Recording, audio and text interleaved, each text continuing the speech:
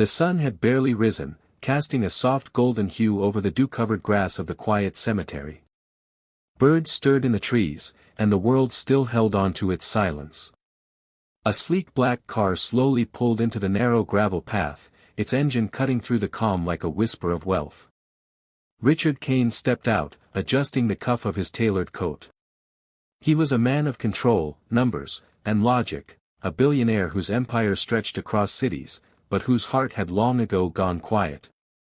For the 5th year in a row, he'd come to visit the grave of his only son, Michael. It was routine now, an act of guilt wrapped in ritual. But today, something unsettled him. As he approached the familiar headstone, he noticed he wasn't alone. A young woman sat on the grass beside the grave, her uniform faded and wrinkled from what looked like a long night. Her shoulders trembled with quiet sobs, and in her arms, a small child nestled, half asleep and clinging to her blouse. Richard paused, confused and wary. No one ever visited this grave but him. Who was she? Why was she crying here? His polished shoes crunched the gravel, and the woman looked up, startled.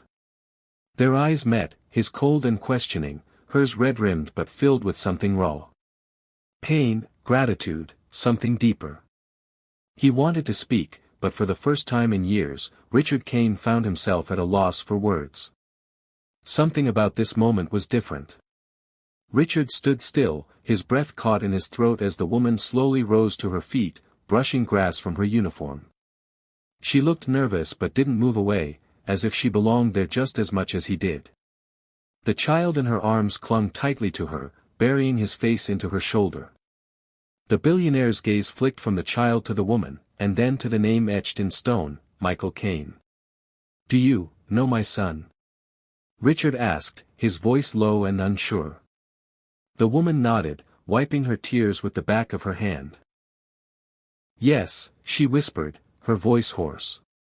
"He changed my life." Richard frowned, confused. His son had been known for rebellion, not compassion. They'd argued endlessly, about the business, the future, about meaning. Michael never wanted his father's world. "I'm sorry," she said, taking a shaky breath. "I should have left before anyone came. I come here every year. To say thank you." He looked at her, stunned. "Thank you." She gently turned the child toward him. "This is Eli," she said softly. "Your son saved us both. You may not know me, but I owe everything to him." The child looked up at Richard, eyes wide, innocent, and unaware of the storm swirling inside the man in front of him. Richard, who had thought he'd buried every connection to his son 5 years ago, now stood face to face with a living mystery, one that would begin to unravel everything he thought he knew. They sat on a nearby bench beneath an old oak tree, the morning light filtering through its leaves. Richard remained quiet, still trying to make sense of the woman's presence, of this child. Lena held Eli close, her fingers gently brushing his hair as he dozed off on her shoulder. "It was a cold night," she began, her voice trembling. 5 years ago. I was working double shifts at the diner, barely surviving. I had no family, no support. I was pregnant, alone, and I had decided that night would be my last." Her eyes filled again, but she didn't stop. "I stayed late after my shift, sitting at the counter, just trying to feel something before I gave up." She looked up at Richard, who stared straight ahead, expression unreadable. "Your son came in. I didn't know who he was at the time. He ordered coffee, smiled, and just talked to me. Really talked.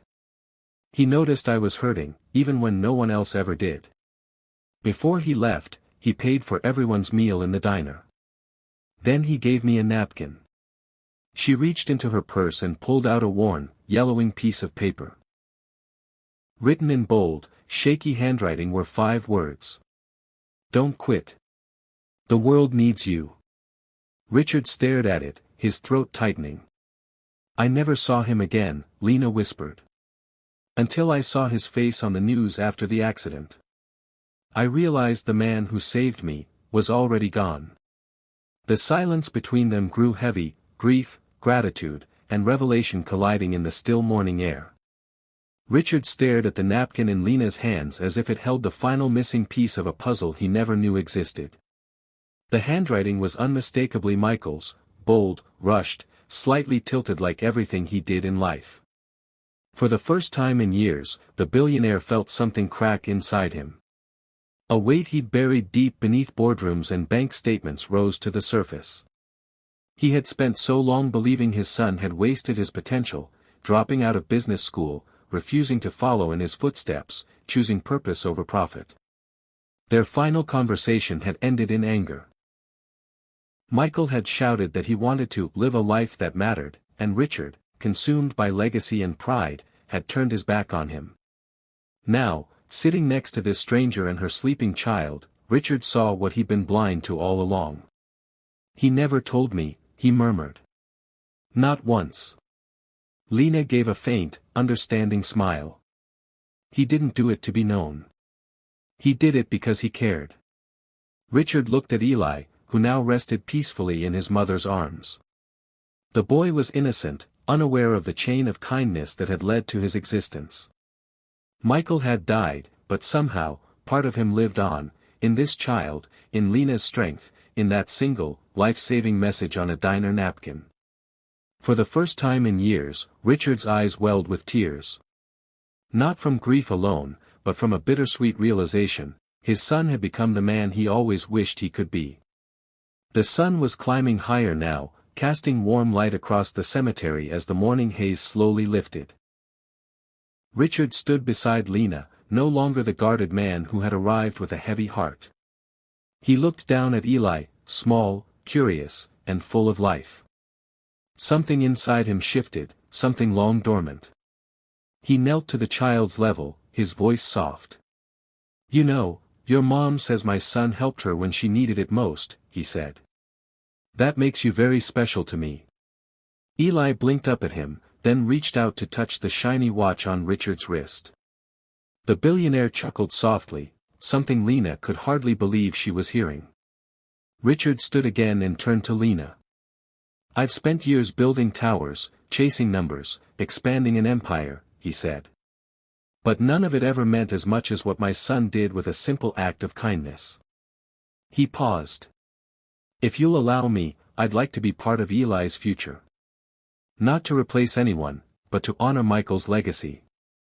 Tears welled up in Lena's eyes, but this time they were of gratitude, not grief. In the months that followed, Richard established the Michael Caine Foundation, supporting single mothers, struggling families, and young children across the country. The cemetery remained a place of memory, but it no longer symbolized loss. It became the beginning of something new. Sometimes, it takes a stranger's tears to show us who we really were meant to be. And sometimes, love leaves behind more than sorrow, it plants the seeds of hope.